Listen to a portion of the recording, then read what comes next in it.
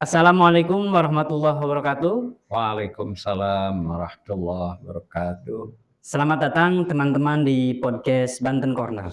Senang sekali hari ini saya Imam Tantowi mendapatkan kesempatan ngobrol bersama sosok yang istimewa dan sangat luar biasa, tokoh yang memiliki peran penting atas berdirinya Provinsi Banten. Assalamualaikum Pak Haji Mbak Ibu Tri. Waalaikumsalam warahmatullahi wabarakatuh, Imam. Selamat datang di podcast Banten Corner. Abi, bagaimana kabarnya, Bi? Alhamdulillah sehat dan tetap semangat. Alhamdulillah. Jadi saat ini kita akan ngobrol santai, Bi, terkait historis Banten, apa bagaimana termasuk harapannya ke depan.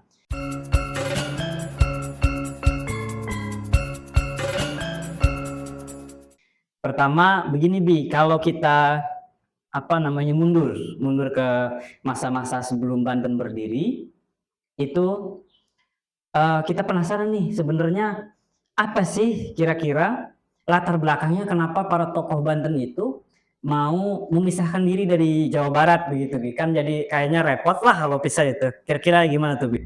Ya, baik. Terima kasih. Assalamualaikum warahmatullahi wabarakatuh. Waalaikumsalam. Imam dan rekan-rekan dari Banten Corners, alhamdulillah ya. Seperti kita ketahui dari catatan masa lalu Banten ya, bahwa Banten ini dulu sebuah kesultanan Islam yang berpengaruh di Nusantara ini. Kemudian setelah merdeka juga Banten itu secara administratif tidak masuk ke Jawa Barat sebetulnya. Pada tahun 1948 ketika akibat perjanjian Renville, negara kita ini menjadi federal, yaitu Republik Indonesia Serikat. Semua daerah, wilayah kembali kepada negara-negara kedaerahan. Seperti Jawa Barat misalnya dengan negara Pasundannya dan lain-lain.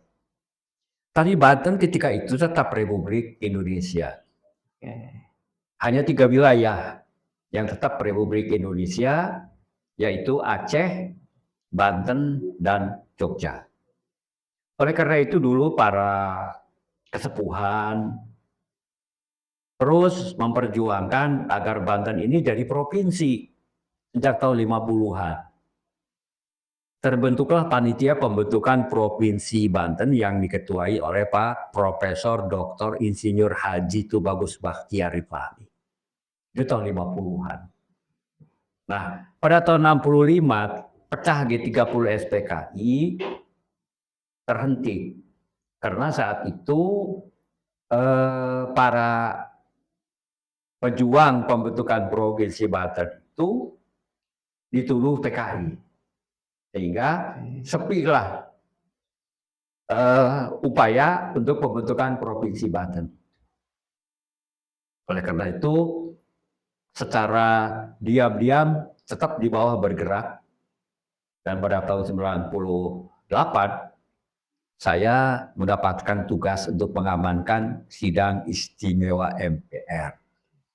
Itulah yang saya pakai kesempatan, peluang untuk meminta kepada Presiden Banten menjadi provinsi, minta perguruan tinggi negeri, yaitu jadi Untirta, minta Cilegon jadi kota madya, dan kemudian pemekaran di Banten Selatan. Nah, Bi, kalau misalkan kira-kira kalau bicara soal dorongannya itu lebih pada dorongan masyarakat Bantennya atau memang keinginan dari para tokoh sih itu tuh Banten jadi provinsi gitu. Sebetulnya hanya keinginan para tokoh aja atau dari masyarakat itu? Dari masyarakat juga. Karena kan gini, kita ke Bandung itu kan jauh. Tidak efisien kan.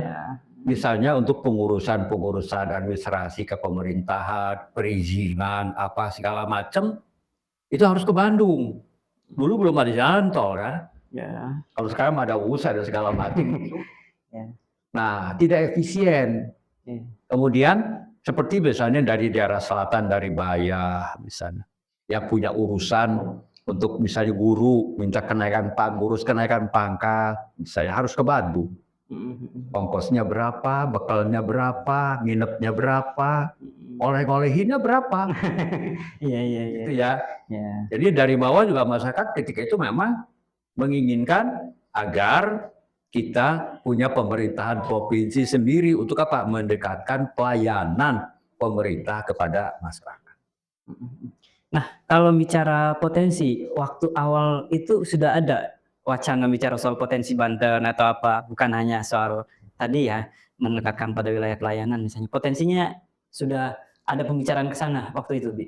Iya, memang kita ini kan potensinya luar biasa. Saya katakan tadi, menurut catatan sejarah kan semua orang juga hafal bahwa Banten ini bekas pusat Kesultanan Banten yang sangat berpengaruh di Nusantara. Bahkan pelabuhan Banten ketika itu yang dinamakan Karanghantu itu kan pelabuhan internasional itu. Oke. Ekspor impor, saya pernah bikin tulisan ekspor impor di zaman Kesultanan Banten. Nah, jadi potensi itu di Banten ini sangat kaya. Misalnya kita punya tambang emas lah ya di Cikotok. Terus ada kata merak, merak di ujung Pulau Jawa di Jawa Barat. Itu bukan dari kata burung merak, itu dari perah. Perah, ya bemerah. Berak, oke. Ya perah. Coba, mau apa yang kita gak punya sebagai Banten ini? Dari sisi sejarah, kita punya sejarah yang panjang. Sisi arkeologi, kita punya reruntuhan Keraton Surosowan yang dihancurkan oleh Belanda. Satu-satunya keraton yang rata dengan tanah di Nusantara ini adalah Keraton Surosowan. Kemudian wisata apa? Prasejarah, kita kaya. Ada Lebak Cibedung, ada Cihunjuran, dan lain-lain. Wisata, kita punya wisata bahari, Teluk Banten, Samudra, India. Ya. Apa yang kita nggak punya? Itu. Jadi potensi itu sebetulnya juga berpengaruh ketika Banten lepas dari Jawa Barat, dan 30% PAD Jawa Barat hilang. Ya, ke Banten berarti ya. Nah, kalau ini cita-cita besarnya waktu itu mungkin kan diskusi berulang kali ya, Bi ya. Cita-cita besarnya apa sih, Bi? Ya, ketika saya ditanya oleh media ketika itu, kan yang paling banyak bergerak di bawah itu saya. Ya kan yang para tokoh-tokoh yang kan banyak kan tinggal di Jakarta. Saya bergerak di bawah, saya turun ke desa-desa. Ada pertanyaan dari media ketika itu, sudah juga para jurnalisnya udah pada nggak ada itu. Rasanya tinggal satu orang, Agus Sajanirja. Ya, yang lain sudah pada nggak ada. Pambal untuk apa sih Banten jadi provinsi? Nah, gitu kira-kira itu ya. Ya. Saya bilang, saya ingin masyarakat Banten itu menjadi masyarakat yang modern. Modern. Cirinya apa? Profesional dan efisien. Ciri masyarakat modern itu apa? Profesional dan efisien. Artinya apa? Kita membutuhkan pendidikan dan perlu jarak yang efisien. Jarak ke Bandung itu kan dulu bisa 10 jam. Oh iya, jarak tempuhnya itu. Saya kan pernah tinggal di Bandung, kuliah di Bandung saya. Ya, itu kalau dari sini ke Bandung itu 10 jam lah kurang lebih, pindah-pindah bus kan. Berapa kali itu video? Ya, Serang pindah dulu ke lapangan Banteng. Dari lapangan Banteng, di sini aja berapa kali macet, lewat pasar-pasar tumpah kan. Ya, di lapangan Banteng kita pindah bus. Nah, jadi sampai ke Bandung itu berangkat dari sini, dari Serang pagi sampai ke Bandung pagi lagi. Iya. Luar biasa ya, Pak. Itu ya. Jadi Banten itu saya bilang masyarakat harus profesional dan efisien. Untuk membangun profesionalitas yaitu harus dengan dunia pendidikan. Ketika itu kita belum punya perguruan tinggi negeri. Ya, alhamdulillah kan Untirta sekarang sudah jadi perguruan tinggi negeri. Awalnya swasta itu, Untirta itu. Jadi itu termasuk yang diperjuangkan itu perguruan tinggi ya, juga. Kan 4 yang saya minta kepada Presiden waktu itu. Minta Banten jadi provinsi, minta perguruan tinggi negeri, minta Cilegon jadi kota media dan pemekaran di Banten Selatan. Tidak ada satu yang belum kan. Ya. Pemekaran di Banten Selatan. Karena harus kita akui ya di selatan itu kan kemiskinan ekstrimnya masih. Tuh. Untuk itulah saya juga bersedia menjadi ketua umum pengurus besar Mandaul Anwar. Karena di sana satu-satunya dulu ya universitas yang ada di selatan. Oke, jadi itu melatar belakangi kan Ya. Baik, Bi. Nah, kalau geser nih, Bi, kalau geser ke kondisi Banten hari ini, misalnya lihat perkembangan hari ini terkait pembangunan sosial, ekonomi, dan budaya, bagaimana itu, Bi, melihatnya? Apakah bergeser tidak dari cita-cita awal atau wah terlalu jauh ya dari cita-cita awal? Harus kita akui ya bahwa pembangunan fisik itu ada terasa lah. Jalan-jalan sampai ke Cilograng sana kan. Nggak tahu sekarang ya, waktu saya pernah ke Cilograng dulu jalannya udah bagus. Cilograng itu kan perbatasan Banten dengan Jawa Barat kan, Sukabumi, Pelabuhan Ratu ya. Nggak tahu sekarang kondisinya, dulu udah bagus. Nah, kalau pembangunan fisik kita rasakan lah. Kota Selan itu sekarang mulai macet misalnya. Ya, makmur jadinya kan sepertinya gitu. Hanya saja memang membangun itu bukan hanya membangun fisik, tetapi juga membangun mental. Ya, akhirnya apa? Kalau mentalnya rusak, fisiknya juga bangunan fisiknya dirusak dengan cara apa? Korupsi. Nah, korupsi kita kan masih sekarang ya apa sudah habis belum kan gitu. Ya. Karena itu tadi dari sisi mentalitasnya yang belum terbangun. Tuh. Jadi kalau bicara pernah nggak ngerasa alhamdulillah nih udah sesuai yang saya harapkan kira-kira? Oh belum. Belum ketemu sampai titik itu, Bi? Gini ya, memang sudah ada lah perubahan itu sudah ada. Seperti tadi masalah bagaimana pembangunan fisik lah ya kita lihat, kita punya pembangunan hanya belum nyampe ke pedesaan-pedesaan lah, mungkin belum selesai lah gitu ya. Nah, yang lebih mengkhawatirkan lagi yaitu pembangunan manusianya. Yaitu mentalitasnya. Padahal kan tujuan pendidikan itu sendiri, Undang-Undang 20 tahun 2003 itu membentuk manusia yang beriman dan bertakwa, berakhlak mulia. Nah, ini yang harus terus kita galakkan untuk itu. Mudah-mudahan pemerintahan yang sekarang yang dipimpin oleh Pak Andra Soni, karena beliau juga sering diskusi dengan saya, yang harus segera dikerjakan itu ya membenahi dunia pendidikan. Jadi dalam konteks pembangunan mentalnya itu, ya. Oke. Jadi kalau optimis masih optimis ini, Bi? Insya Allah harus optimis. Oke. Kalau kekecewaan atau rasa prihatin masih banyak di beberapa. Ya masih ada yang belum. Misalnya contoh tadi yang sederhana, Dop Cilangkahan misalnya, atau Dop Cipayung atau Dop Caringin lah apa namanya lah. Ya. Sampai hari ini kan belum terwujud misalnya. Mengapa kita membentuk daerah otonomi baru di selatan sesuai dengan usulan saya kepada Presiden ketika itu, yaitu untuk bagaimana kita meningkatkan kesejahteraan masyarakat di selatan dengan pendekatan pelayanan pemerintah. Otomatis di sana kan kalau sudah ada bupati, ada dandim, ada kapolres, ada kajari, ada semua ada di sana. Sekarang misalnya di selatan ada pabrik semen merah putih. Itu biaya cukainya di Merak. Nah, ketika diperiksa di Merak, berapa jam tuh ke sana? Kita nggak tahu dia muat apa, nurunin apa. Ya. Kemudian imigrasinya di sana. Bayangkan di sana banyak orang asing. Ya. Kantor imigrasinya di sana.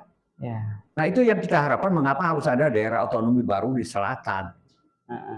Jadi DOM itu terlepas bentuknya provinsi ataupun kabupaten. Kabupaten atau kota misalnya. Tapi nanti muatannya nggak lebih banyak, Bi? Kenapa? Ya, jadi lebih banyak kabupaten kotanya, nanti ada provinsi baru, barangkali. Oh enggak. Enggak. Jadi kabupaten yang tadinya juga cuma 4 kok. Waktu Banten jadi provinsi kan cuma 4. Kabupaten Serang, Kabupaten Pandeglang, ya, Kabupaten Tangerang sama Kota Tangerang sama 4. Awal berdiri di. Ya, baik. Sekarang 8 kan? Ya. Ditambah 2 lah, di selatan jadi 10 lah udah. Jadi idealnya 10, Bi. Ya, Oke. Nah, kalau apa namanya? Soal masa depan Banten nih, kira-kira Abi punya harapan apalah, harapan yang paling besarnya? Selain tadi kan kalau dari yang 4 itu kan sudah 70% lah terwujud karena hanya tadi yang 1 ya yang belum ya. Kira-kira apa tuh, Bi, harapan paling besarnya tuh, Bi? yang jelas kan kita ingin meningkatkan kesejahteraan masyarakat kan. Ya, kesejahteraan itu juga bukan hanya lahir tapi juga batin. Yaitu pemahaman, keyakinan beragama. Kemudian Banten ini harus selalu jadi contoh setia kepada Republik. Jadi Contoh setia. Ya. Oke. Kemudian juga Banten itu punya jasa besar untuk bagaimana terciptanya kemerdekaan. Bayangkan ketika presiden, menteri semua ditangkap Belanda. Orang Banten tuh yang muncul ke permukaan, namanya Safrudin Prawira Negara. Membuat pemerintahan darurat Republik Indonesia. Ya. Tidak menyatakan presiden beliau, ketua. Coba. Di Jawa Tengah ada Jenderal Sudirman yang bergerilya. Tanpa 2 tokoh ini, negeri ini udah salam.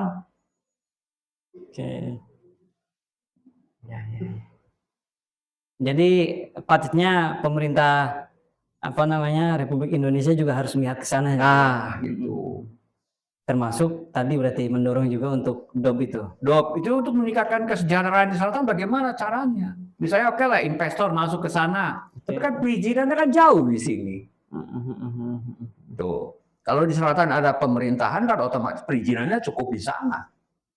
Baik. Jadi kalau kira-kira yang perlu dibenahi, yang prioritas paling pertama itu apa, Bi? Dengan kondisi sekarang belum juga ada pemekaran, kira-kira apa tuh prioritasnya yang harus dibenahi pertama kali untuk hari ini? Saya sudah bicara dengan gubernur ya untuk segera mempercepat pembentukan DOM di Banten Selatan itu.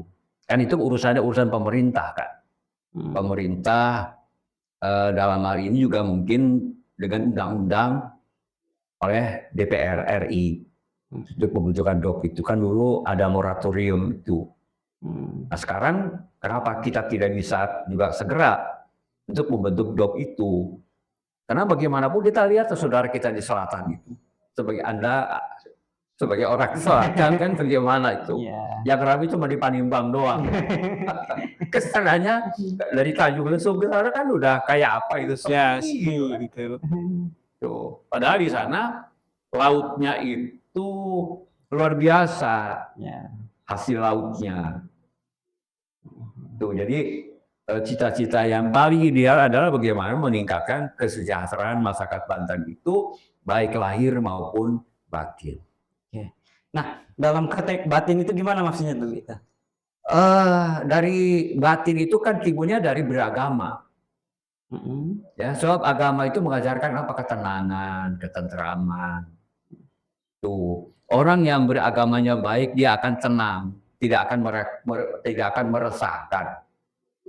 Jadi konteks implementasinya berarti gimana? Begini, kita mayoritas masyarakat Banten ini 80% lebih kan Muslim. Semua ritual Islam itu semua muaranya di karakter. Ya, sholat. Tujuan sholat apa? Karakter. Tanha anil faksa wal mungkar, terjaga dari perbuatan keji dan mungkar. Jadi nggak ada rajin sholat tapi rajin korupsi misalnya. Nggak ada. Rajin sholat tapi rajin caci maki. Ya, rajin sholat tapi rajin ngegibah misalnya. Nggak ada itu dalam Islam. Tadi itu sholatnya nggak baik gitu, sholatnya nggak benar. Kemudian juga sama puasa. Tujuan puasa apa? La'allakum tattaqun, agar kalian menjadi orang yang bertakwa. Siapa orang yang paling takwa?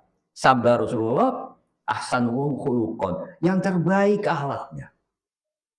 Ya, jadi selama ini mungkin pengajian-pengajian kita tidak menyentuh kepada tujuan ibadah itu. Tuh, akhirnya apa yang terjadi? Itu sholat nipu-nipu. Sholat malas-malas. Kalau malas itu dilarang. Tuh. Ya diajarkan doanya juga oleh Rasulullah itu, ya Allah hamba berlindung kepadamu dari sifat malas. Baik, Pak Haji. Nah, kira-kira ini ngomong perasaan. Kira-kira kalau Abi ngomong perasaan hari inilah, justru lebih lebih apa namanya, lebih banyak harapan atau justru lebih banyak kekhawatirannya terhadap anak-anak muda Banten hari ini yang memang akan meneruskan estafeta kepemimpinan itu. Gimana tuh, Bi? Ya, kita melihat kehidupan anak-anak muda sekarang ini, generasi muda, itu sebenarnya merupakan tanggung jawab orang-orang yang lebih tua. Karena siapapun kita akan berhalangan tetap. Nah, bagaimana kita meninggalkan generasi muda yang disorientasi, tidak tahu mau kemana hidup ini. Ya, Islam itu mengajarkan jelas kok, terang benerang. Hidup ini dari mana mau kemana. Kita semua datang dari Allah dan pasti kembali kepada Allah. Kita ini bukan penduduk bumi. Kita ini penduduk surga. Kalau saja Nabi Adam alaihissalam yang Allah ciptakan tanpa ayah, tanpa ibu, tidak melanggar aturan, kita nih, saya lahirnya di surga. Walaupun capek-capek. Ya. Nah, selama menunggu mudik, itu kita bakal mudik ya.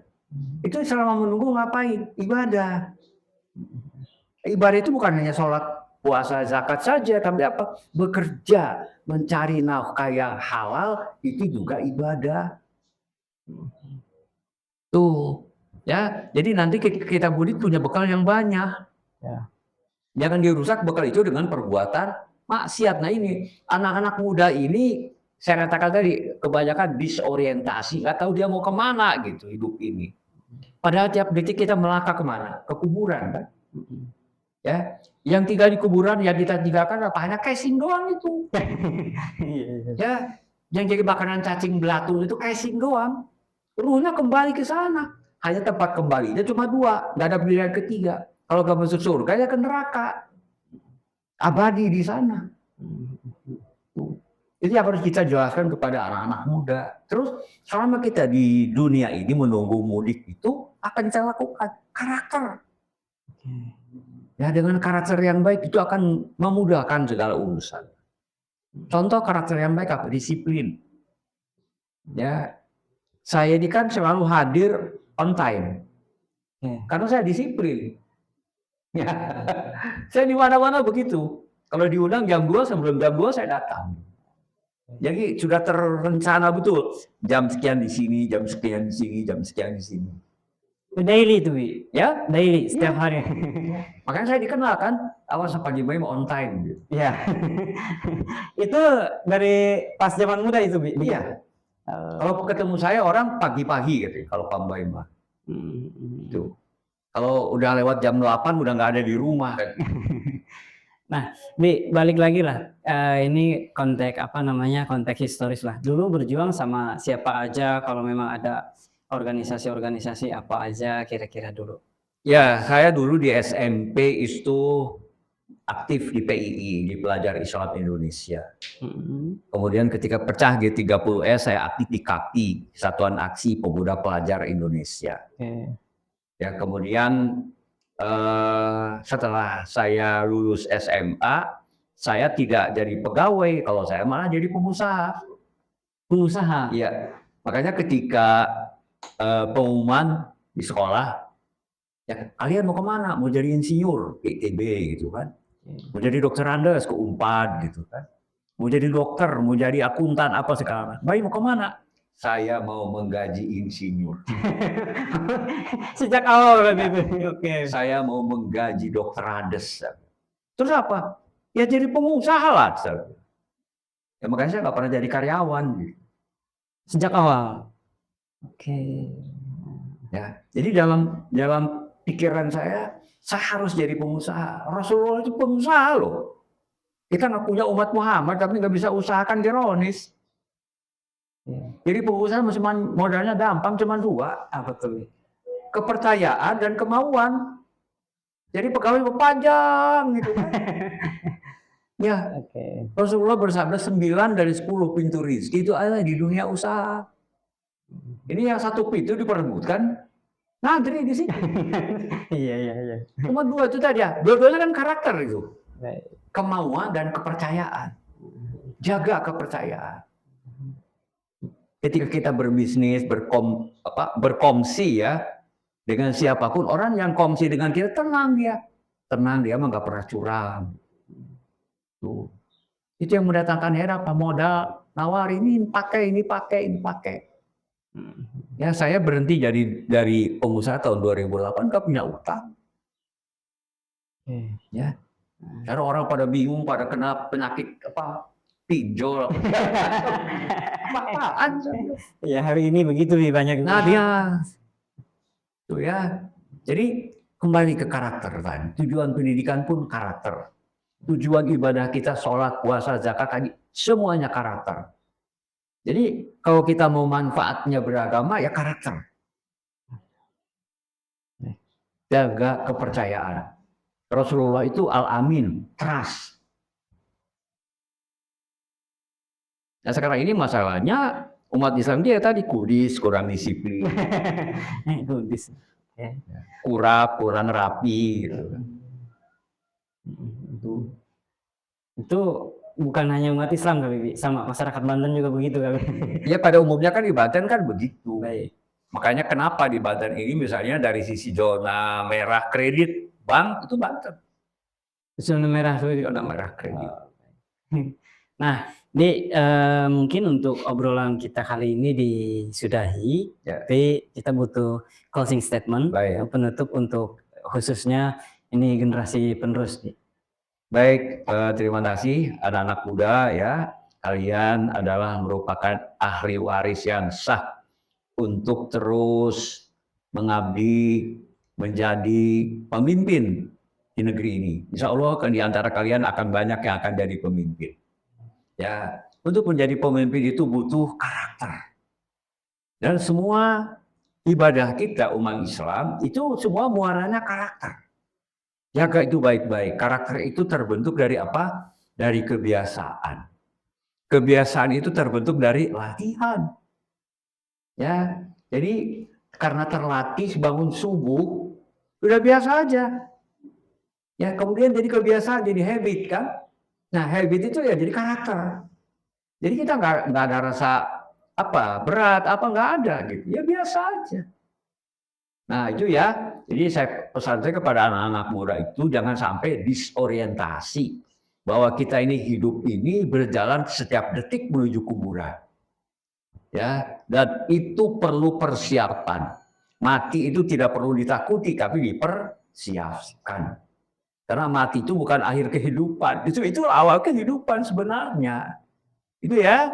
Jadi mudah-mudahan kalian generasi muda bisa memahami. Jangan sampai yang penting happy gitu. Tua muda bahagia, tua kaya masuk surga mana ada gitu. Jadi nggak ada yang begitu. Ya. Baik, terima kasih banyak, Bi. Nah, teman-teman, obrolan kita hari ini sangat berharga barusan. Terima kasih banyak, Abi, atas waktunya, kemudian atas ceritanya, dan terutama atas semangatnya yang memang masih terasa kuat sampai hari ini. Kita jadi diingatkan lagi bahwa Banten bukan cuma sebuah wilayah administratif, tapi buah dari perjuangan, cita-cita, dan harapan banyak orang, termasuk generasi sebelum kita, yang rela mencurahkan tenaga dan pikiran demi lahirnya sebuah provinsi yang mandiri bermartabat. Bagi teman-teman yang sudah mengklik video ini, semoga obrolan ini bisa menjadi pemantik untuk kita semua bahwa perjuangan belum selesai. Tugas kita hari ini adalah melanjutkan, menjaga, dan mewujudkan mimpi besar itu dengan cara kita sendiri di zaman kita sendiri. Saya Imam Tantowi pamit undur diri. Sampai ketemu di episode berikutnya. Tetap semangat, tetap berpikir kritis, dan jangan lupa subscribe.